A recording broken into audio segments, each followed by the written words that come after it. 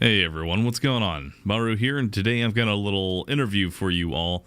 I got a chance to sit down and talk with two of the developers for Battleborn, and I do apologize in advance for a little bit of the audio quality. This was kind of spur of the moment, and I wasn't exactly prepared for it, so I recorded this with my phone.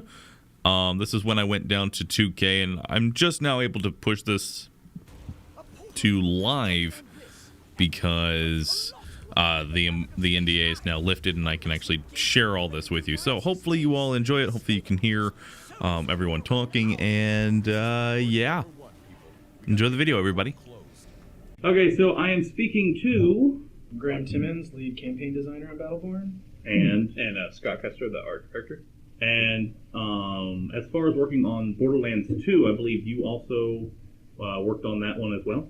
Both Graham and I had. Okay. Yep. On Borderlands 1, I was lead level designer, and then I was just a level designer on Borderlands 2. And you did lead concept on Borderlands 2. I was kind of lead concept designer, character concept designer on. You did some of my environments. I did. Yeah, I worked on some. Yeah, I worked on some environment. You did a lot. Yeah. So Okay. I got a couple of questions. So let's go ahead and start with one that ended up popping up a lot. Through a lot of the gameplay that y'all showed unlocking characters through a form of currency. How is that current? Will y'all be introducing any kind of microtransactions, any way to buy these characters or something like that? Nope. The characters, they're all there. They're all 25. You unlock them through a variety of means. So just by playing the game, you're ranking up your command rank, your general meta growth, like just that. They're all locked in there. But they also have alternative challenges that will let you unlock them sooner if you want. So the example I've been giving people is like Phoebe. She is locked up front, but if you really want to play her, if you get when you get your 50th kill in multiplayer, you'll unlock her. So like just depending on how you play, you can like zero in on a particular character and find an alternate way of doing it, or just from playing the game, your command rank will unlock all of them if you haven't unlocked them already. Yeah, we wanted to try to keep everything just internal, like in the game. So just thought that was the most fair way to do it, obviously. So. Yep. Okay. Good answer to that one. A lot of people were definitely worried that most MOBAs have some form of purchasing characters, and you've got 8 to start with or something like that, and you have to purchase more. I would assume y'all have plans for DLC and more characters to be unlocked. I believe hearing that some of those characters would end up being free or something. Well, we're getting pretty close to things we can't specifically talk about yet. Right now these guys are just trying to finish the game. Any DLC plans, like I think everybody would love to do some DLC for it, but we really have to see what the fan response is. Yeah, we have to see if there's a community for it. Yeah. And once we get to that point, if there's community demand, we'll use that to help us kind of make decisions on what kind of content we'll make. Gearbox has a really good reputation for doing quality DLC, so we're clearly, if the demand is there, we'll follow up. But right now, we're wholeheartedly focusing on these characters, making sure that they're balanced and polished. So anything as far as like dates or prices of things or anything like that, we just we don't know what it'll be because we don't know what the design is. Yeah, it took us probably like a couple of years to make 4 characters in Borderlands 2, and we made 25 characters in like 3 years on this one. So like, there's still a lot of tuning and balancing and such that we put a lot of hooks and things under the hood there too. So that's a huge undertaking for us. Like, I can imagine. Like it's absurd, and a lot of those decisions really made Graham's life a big challenge too because of the mobility of some of the characters and such. Teleporting. So there's a myriad of issues with those guys. So we're really trying to make sure that those are as solid as can be too. So that's kind of been our biggest, like, it's a constant. It's a constant. We fully, are kind of saying we're going to continue to keep trying to update and balance in the characters as long as it takes to get them, That brings me to my next question. With 25 characters, Borderlands had 4 characters and with DLC 6, and they weren't necessarily the greatest of balance. Some were massively, more or less neglected, while others just kind of steamrolled through stuff. with PvP being a very large aspect of Battleborn, how much will y'all be focusing on patching the game and say a broken combo ends up, just absolutely decimating everything? Yeah, I mean, this is the first time that Gearbox has been, the thing with Borderlands was if things were slightly in favor of the player, it was okay to us because it was a cooperative game. Yeah, we always favored the player. Even if it broke, as long as the player felt like they were having fun and enjoying it, we didn't see that as like the most awful thing. Yeah. So this game, really, we built two games. Like, we built this campaign and we built this multiplayer. They overlap in the metadata from those, but so the balance and we're gone pretty deep with this, and it's been a really big commitment to us for balance, and we're fully aware that when this gets unleashed to the wild and we're expanding from hundreds to thousands of people to millions, a lot of these things are going to be exposed. We made sure to put hooks and things in there that we can manipulate, and we can tweak values and stats and levels across all these guys. And now with PC's always been a little easier, but now with the newer consoles, with the micro patching and stuff is not the ordeal that it once was. That it would take. I mean, how long would it take to patch on the last generation of hardware? Like a patch, you'd be planning out 60 days from release. Yeah. And inserting, and now the way we've architected it, a lot of this data lives on the back end of our server network, and we can change that stuff pretty much on the fly if we want it. Obviously, we'll batch those changes and set up change lists for that. We did that in the closed technical test. Yeah, we did patches to Phoebe during CTT, for instance, and that was a new frontier for us because of that. So, and what was great about that is that doesn't require the clients, the players, to download a huge patch. That all happens behind the scenes. You'll get an update, say, hey, we've changed this character to fix whatever balance, or we changed this gear, and that all happens on the server side. And so when you log in, there's no, you're not downloading a 10 gig patch. This is all going to happen on the server side. Yeah, dedicated servers was a really big thing.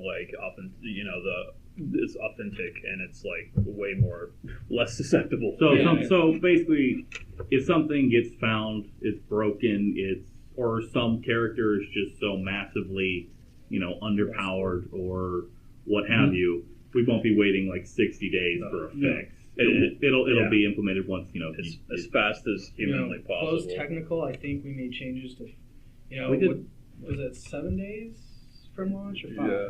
We basically were able to, we needed to collect data. So what's great about our system too is we catalog all your character data, and so we can query this massive database that takes overnight sometimes to query because we have so much data. And we can say okay, the forums are really complaining about Phoebe being really overpowered. Let's go. She was in yeah, she was. And so we went back and we queried the data to look, and it said if there was a Phoebe on your team, you had a 67% chance of winning. And we really want that to be 50-50, right? We want it to be more about player skill, in that based on how you play, you're going to win or lose. And so we had data to actually show hey, these guys are right. We actually have the data that shows that she is really contributing to the game makeup. And so we used that to then turn down her stun time. And then we were also, what was interesting, the data showed us is we turned her down, and we realized we might have turned her down too much at first because we didn't give players enough time to create counters and understand how other characters can balance her. And so we ended up buffing her up a little because we nuked her too much because other players had gotten so good at countering her abilities. And all this is data that, we have full-time staff dedicated to helping us read this data. So between what the community is telling us and what the data is telling us, we can make smart decisions, as quickly as possible and not go through that long patch process that we used to.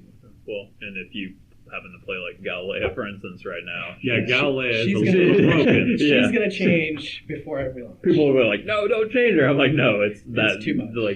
She's too awesome. I knew Galilea was a bit too much because I was playing Gaul. I put down a trap.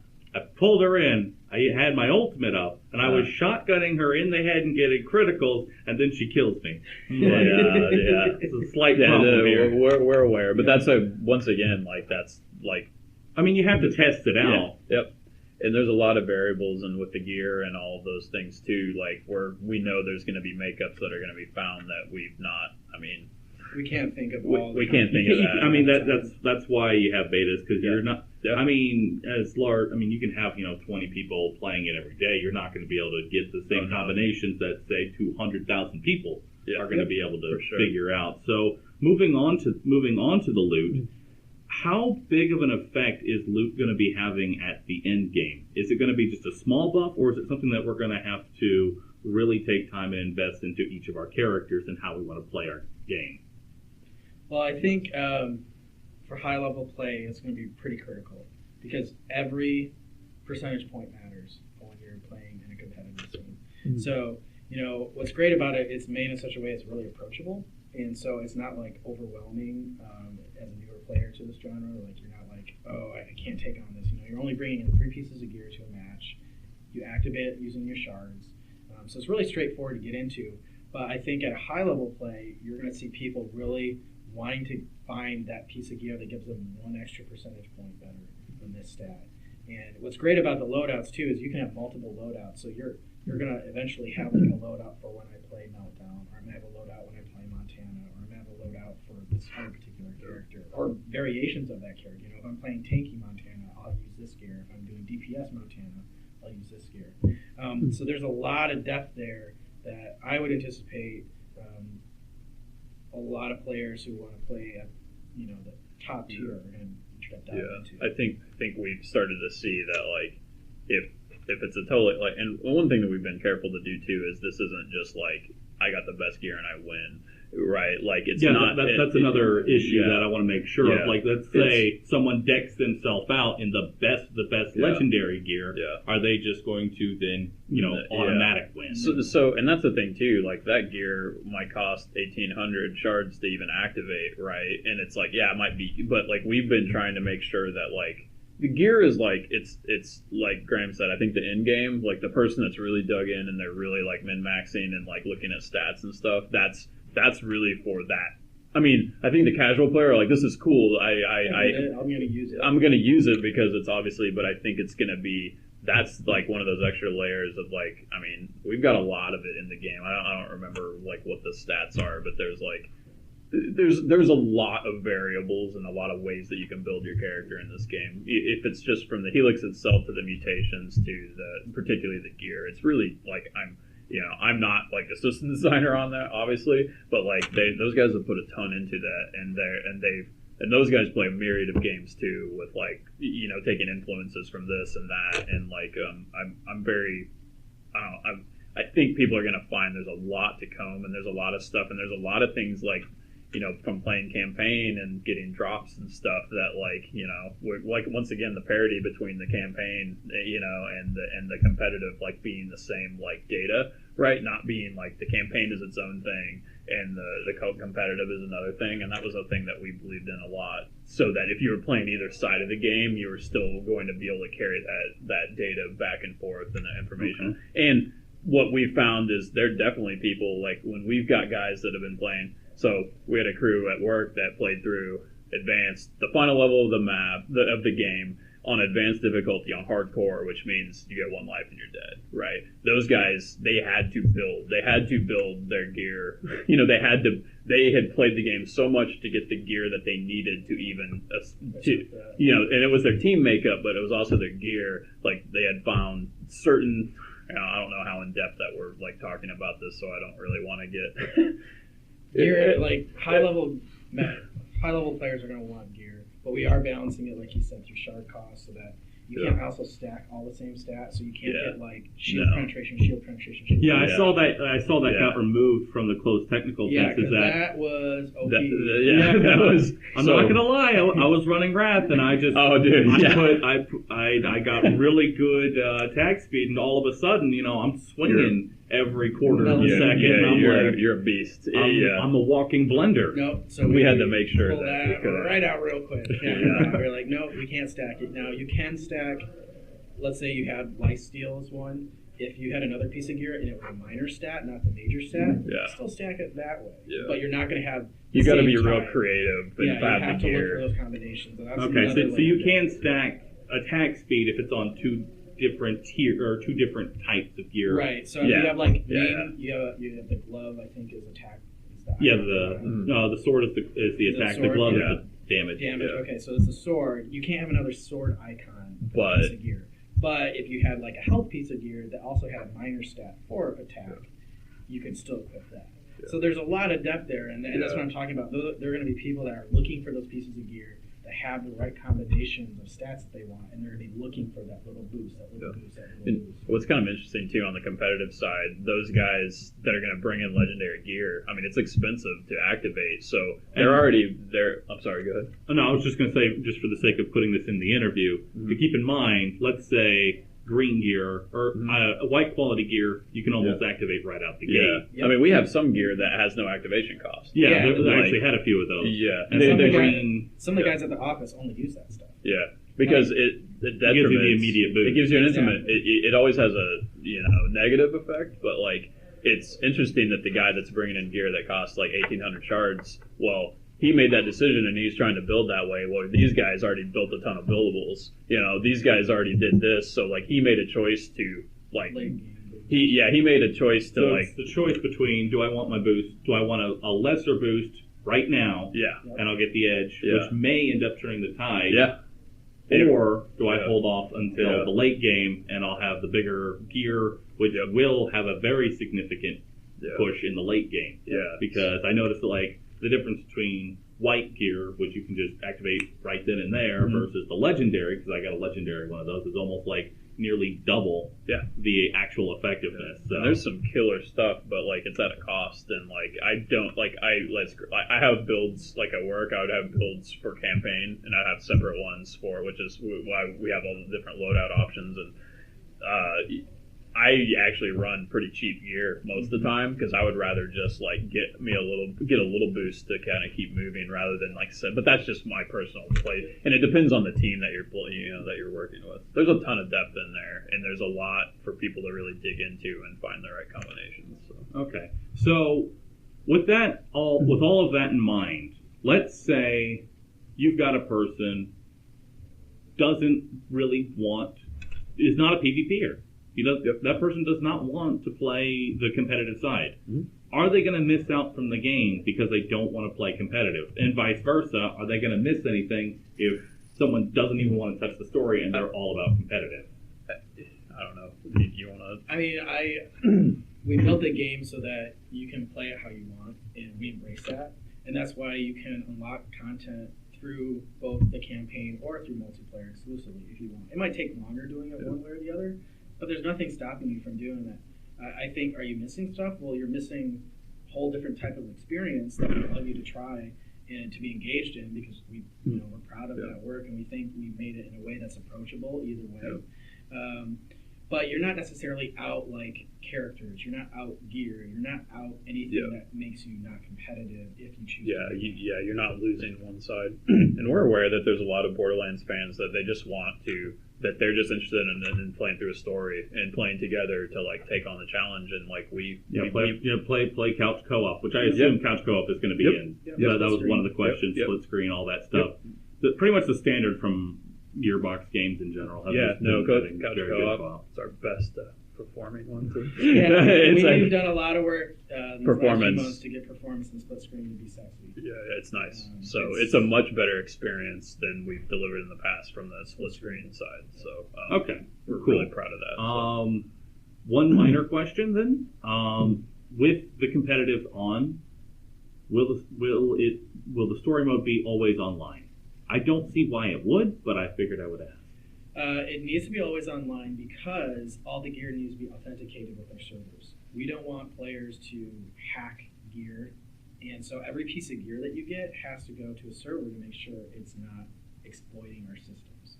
Otherwise, people could go onto the client in single player and just like, I want a piece of gear and hack it so I have 100 million damage and a million health bonus, right?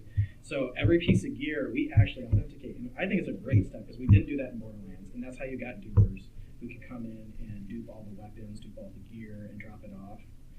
I think that kind of ruins the experience for some people. And here, like, you know that you're playing a fair game no matter what. You're always in a fair space where you're not being exploited and other people aren't exploiting the loopholes. Okay, so then there is no way to play Battleborn offline. That is correct. It is always on. Okay. You can play single player. Like I said, it's still being authenticated. And you can also play with bots in multiplayer. So even if you want to play multiplayer by yourself, you can actually play with a group of bots for your team and the enemy team and just have fun that way. And again, all that is we're keeping track of that, so it's authenticated. Yeah. And that's another option for people. A lot of people just like, they just want to try things out and try out the characters, and it's like kind of a great way to do that. Once again, as Graham said, we're trying to get as many people to play this game with as many different play styles that they have. I mean, I know people that I only want to play a single player, like any game, like Borderlands or pick any game, and like we tried to make that a good experience for them for 2-player, 3-player, 4-player, 5-player cooperative, to 10-player competitive, right? And they have bots and whatnot. So it's we really tried to keep we tried to keep the play style and the customer first, while still just building what it is definitely the competitive side is a new kind of frontier for Gearbox. Like we felt like we had done a good job with the cooperative side of things with Borderlands, and this was our kind of our new push into that direction. So it's been a big challenge, but we do want to try to ensure that however you want to play this game, like you have an avenue to do that in, and if you don't want to associate with people, okay, heck, there are a lot of people that might play PvP that don't even really like PvP, but they found a role inside of the mode that I can just kill minions and I can get shards and I can sort of do miscellaneous support for my team. Now, are they going to be super high-end competitive players? Probably not, but I think they've already chose the way they've enjoyed the game. So they're still having fun. It's all good. Yeah. One more question about the competitive side, and then I want to kind of shift focus to the single player. For competitive, since this is a MOBA-esque, that's a MOBA shooter, hero shooter, however y'all decide to go with that. Will there be similar, I guess, ranking systems for the competitive? Like, say, let's take League of Legends. You've got your Diamond League and all of that. Will there be ranking systems like that? Or is it when you hit competitive match, it's just going to throw you in just somewhere? Well, we do have skill-based matchmaking. So when you matchmake into the game, we are actually, because we are keeping track of all this data, we can keep track of how well players play and try to match them into a game that is at their level. As far as like going beyond like competitive ranks and leagues and stuff, we're kind of taking that as it comes. Yeah, really. We're not committing to anything yet because again, we want to see where the community wants to take us. And right now, we're just trying to make sure that at launch, it's a balanced, fun game that you can play with your friends easily. And then if a community builds around wanting that hyper-competitive, like, rank systems, talk about it then. We bit off a lot on this game, like, more than I think. So take it slow, basically. Yeah. But let's say things evolved and there was this competitive community, we could see things like that. We've architected our things to expand to that well. Yeah, we would love that to happen. But we just have not. But there's no reason to push it if it's... And we just haven't had the time. Like, honestly, finishing just making that pipeline exist has been an incredible amount of work. Like, this whole online infrastructure is new to Gearbox. We had Shift on Borderlands 2, but it was kind of just for, like, codes and some of this stuff. That whole system is now expanded from, like, a handful of systems to, I think there's, like, 25 separate systems that Battleborn's always talking to that we've had to build from the ground up. And so we laid some groundwork that if the game wants to expand that way, it wouldn't take us like an immense amount of work to go that way, but we had too much on our plate as it is. For sure. Okay. So shifting focus now to the single player aspect, we talked about the person who doesn't really like to play with anybody. Mm-hmm. Will they have an issue, playing through the single player with just them? Versus, are they going to have to find 4 other buddies to really play through the entire campaign? I mean, I don't know. How do you want it? Like, because really, to me, like, now we'll be up front and say, hey, if you're gonna play like single player with like a support character, it might be a little slower. Like you can do it, like we're balancing it to do that, like it'll support that. But like, is that like? Here's the thing, like we've given you so many options in this game to come at it, and we've tried to make sure all those are valid pathways. Some of them, like, hey, you might have an easier time as if you're going to play this with, like, you know, this level, for instance, you might have a slightly easier time if you're playing with a ranged character or whatever. But, like, we've tried to make sure that, like, that content is not going to be, like suffocating and, like, awful. We've never really designed anything to just be, like, we're just jerks. We're going to make this, like, super, like, you know. So it will balance around, you know, having a single person, but don't honestly expect to run through the bosses with just a support class that heals and traps. It would be a challenge, but you can do it. Also, the character designer, Brian Thomas, we put in, like, for some characters who might need a little nudge, in single player only, they get a little bit of a boost just to give them a little more damage or a little more health. Well, it's only in single player, because ultimately we want those players to have fun. Right? And if they love that character. And if they love that character, we wanted to make that viable for them, because if they're invested in this character and they love it, we didn't want it to be punishing to play it in single player. So we, you know, the game automatically balances based on the number of the players in the game, and then on the character side, we nudge them a little bit. You give them a little bit of leeway with. If it's just you, you get a little bit of help. Since if you do go down, you know, no one's going to revive you if you go down. In single player, that's it, you're dead. Just in single player, some characters get a little bit of a backstretch. And we totally understand. Some people might only play a single player, but to me, I feel like the game really thrives with more people. And I agree completely because it's like, meant to be played co-op. But it's like those who only want which is good. We really wanted to give them a good experience. But to me personally, when you've got 4 to 5 people doing it, the amount of enemies are up. There's more enemies, things are harder, like, it's just, I don't know. That's the format that I think, you know. It's going to be a bit more entertaining. When the game feels it's, you know, best in my opinion, but like... I agree with that. I got a chance to play the single player, and with just me, and I got a chance to play with 4 other people, and I got to say the 5-player experience was definitely like a lot more enjoyable. It didn't feel as empty. It felt kind of, I'll say it felt a little hollow. Well, it's great. But that's because, you know, you can't. When you play with 5 people, you know, you're allowed to throw 100 enemies at me. We can be total jerks on the last, you know, defense pillar thing. What's also great that, you know, and I think Borderlands people, I mean, you probably already know this too, is single player is a great place to experience the story and take things at your own pace. Whereas in co-op, obviously, the pace is pretty much predicated by your team, and if they're just like mowing through the map, you're going to be hearing all kinds of story elements going off, and you're not going to maybe have a great comprehension of what's happening.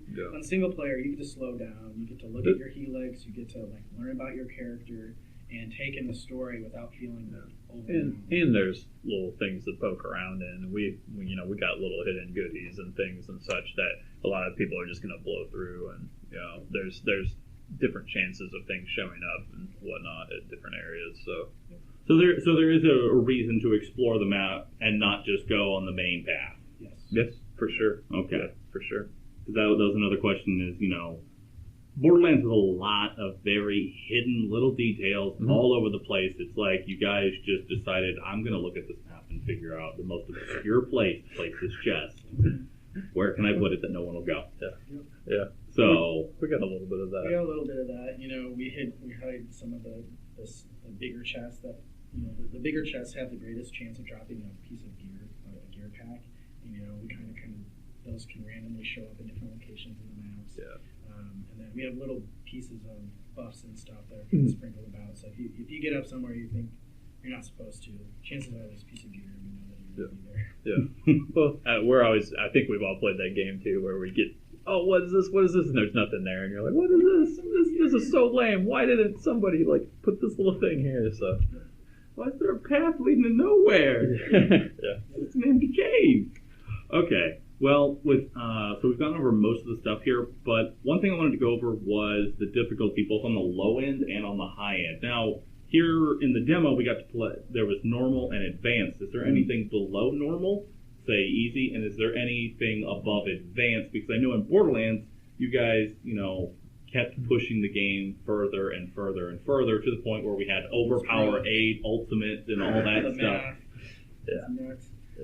It got a little ridiculous. It got very ridiculous. Right now we have just normal and advanced, and then we also have hardcore, which is the mode where you turn off respawns. And you can turn on hardcore on normal, or you can turn it on advanced. That's just like basically It's just a little check mark, like, hey, do you want to play on hardcore as well?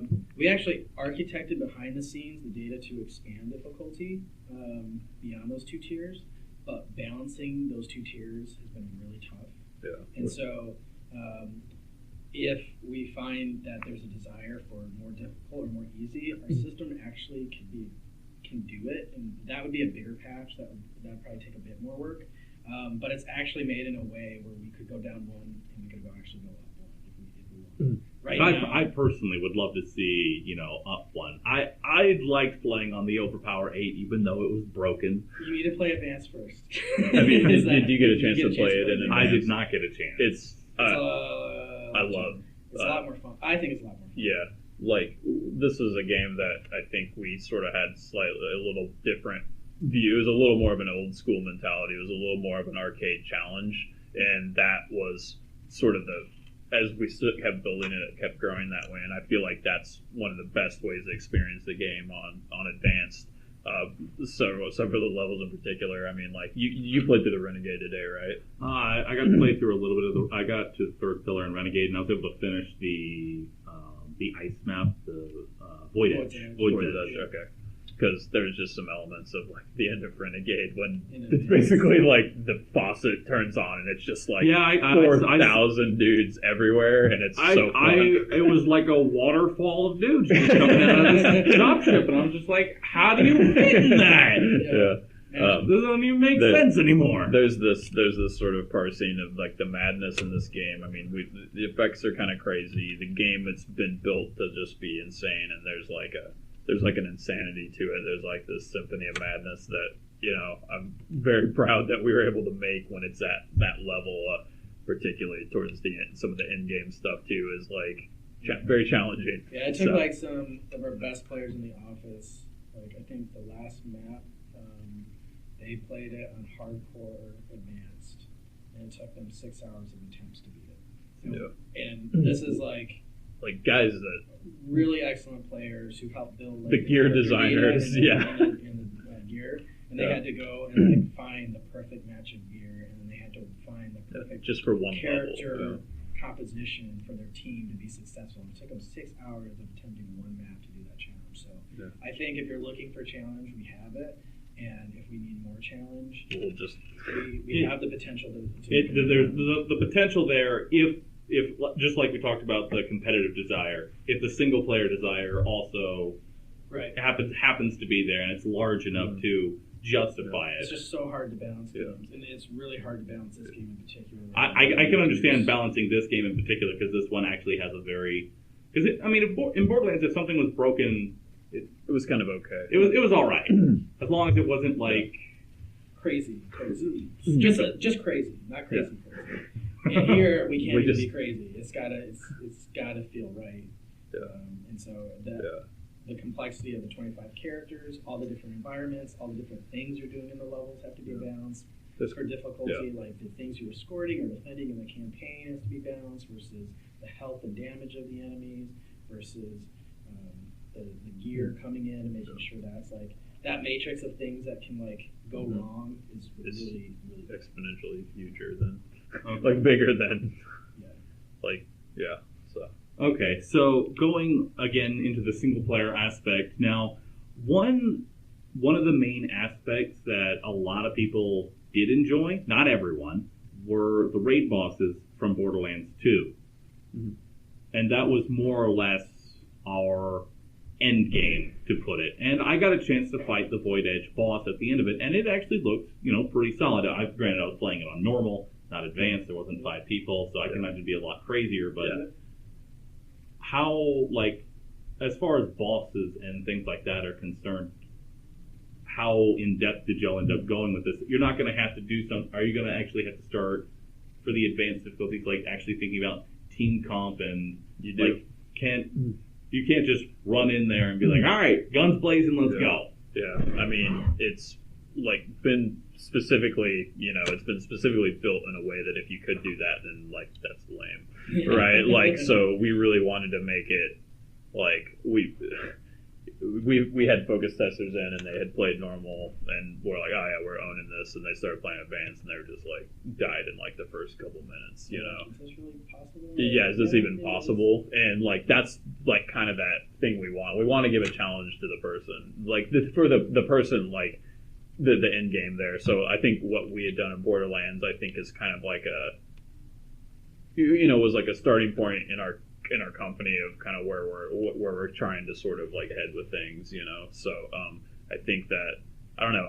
I feel like you just can't wander in on advanced and just completely like on our bosses and stuff. So we feel in our a lot of the people that design the enemies and the bosses, these are the same guys that worked on Borderlands as well. So there's so much of the same people that made this game. I mean, they're pretty dramatically different games, but yeah, it would be.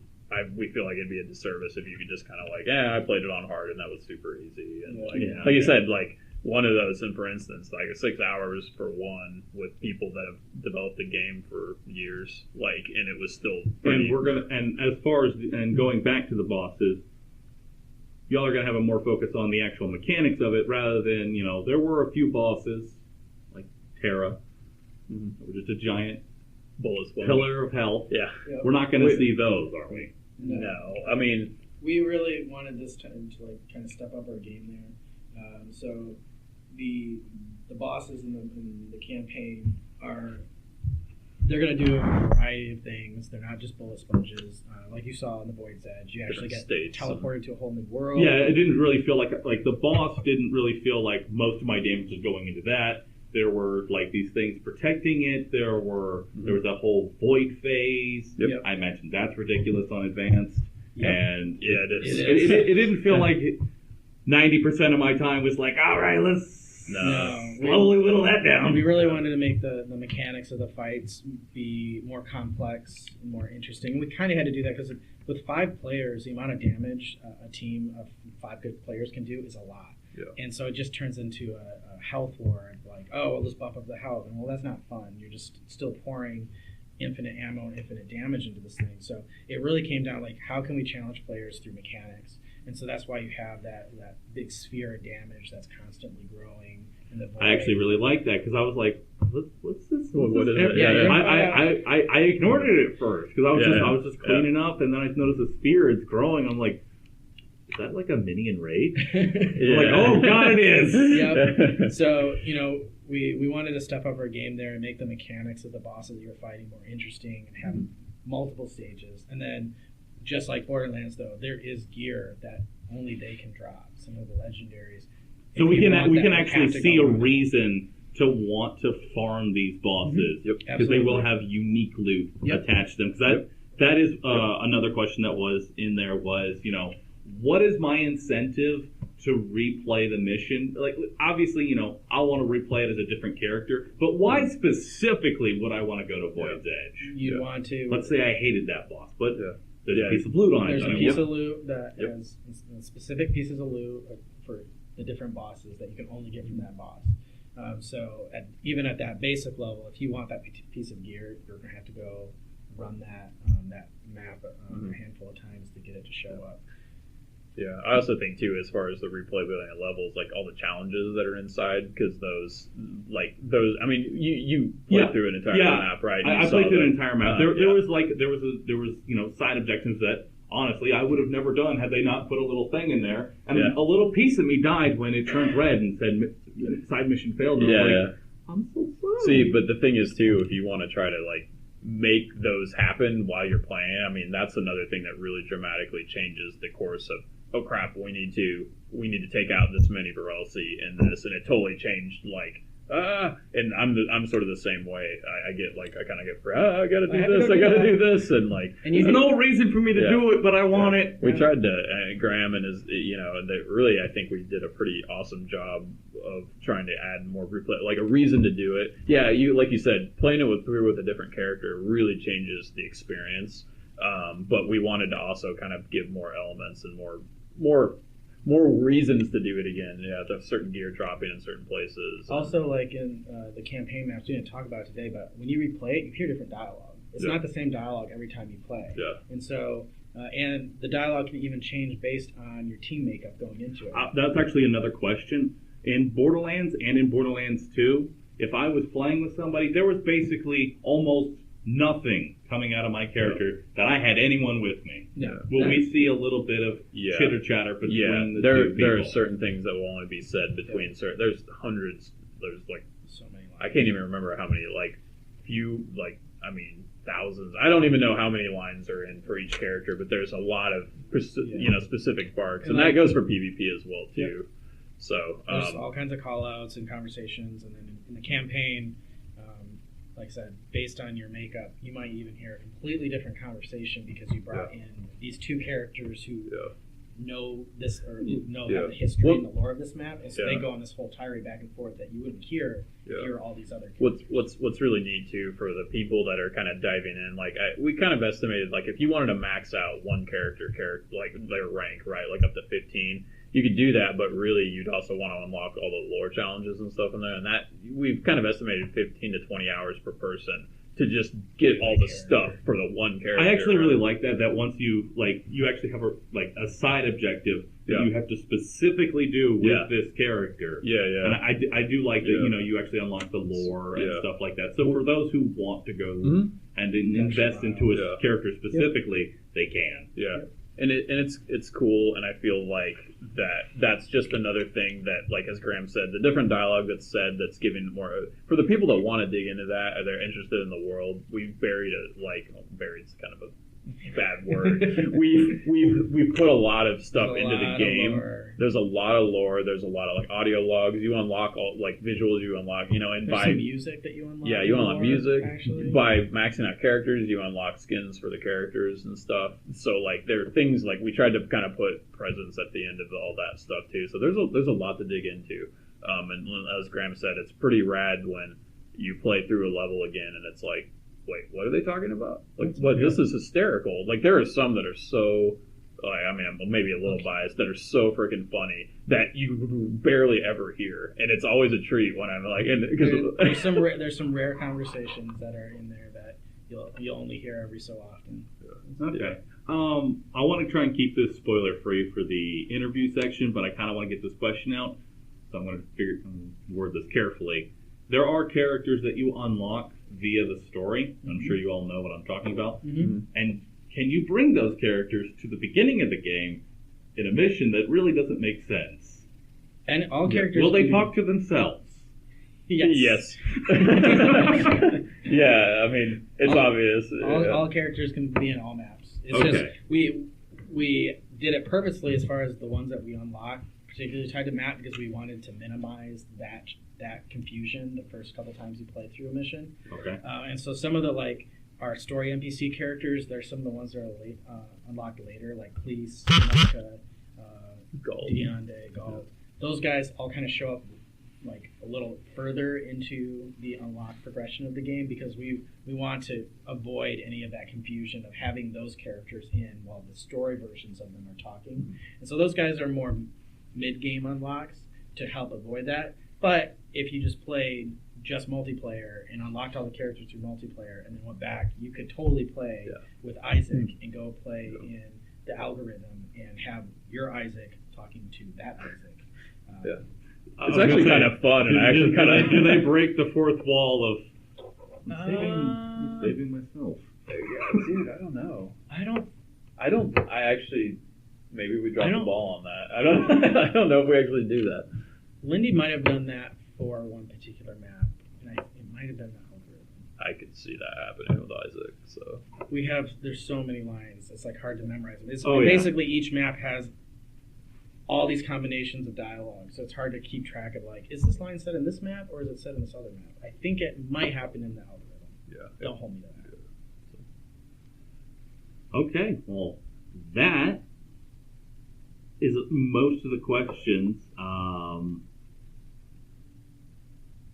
That is mostly everything that I wanted to go over. A lot of the big concerns and reducing confusion on some things. So to kind of wrap it up, we can expect a very in-depth competitive multiplayer that you are not forced to play it in order to unlock all of the gear, all of the progression with the characters. You can level them all up through single player if that is what you choose. Yep. Obviously, there's like some icons or what have you that you can unlock in PvP or I think there's titles. There's some titles. But those are like tiny little cosmetic little icons. Yeah. That's whatever. But the actual gameplay itself, you are not limited if you want to choose either or. Obviously, the best one is a little bit of both. The single player is not the lone wolf person is not going to be able or is going to be able to play through this story. They'll get a little bit of a boost. They're going to have to think a little bit more because it's just them, but they can get through it if that's what they please. For sure, absolutely. The game will be always online, and that is because we want to reduce the duping, the cheating, the hacking of gear that was basically running rampant and more or less has blown up and destroyed online gaming for those two games. Finding hacked gear is like impossible to not find in online games, especially for Borderlands 1. So we learned some important lessons. We're getting better. So that's why it's going to be always online. You can play, if you want to play the competitive, but you want to just play with bots, you may do so that'll be fine.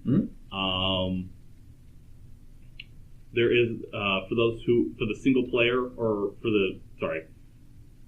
the campaign player who likes a bit of a PvE challenge, you've got advanced hardcore. You've got this hardcore mode that basically you have a set amount of lives, but in hardcore mode you have no lives. So if you go down, you have to be revived. If you don't, you're dead. Period. So you have to work very closely with your team. Again, it is completely optional. You don't have to do it if you don't want to, but if you're looking for a little bit of an extra challenge, it's there.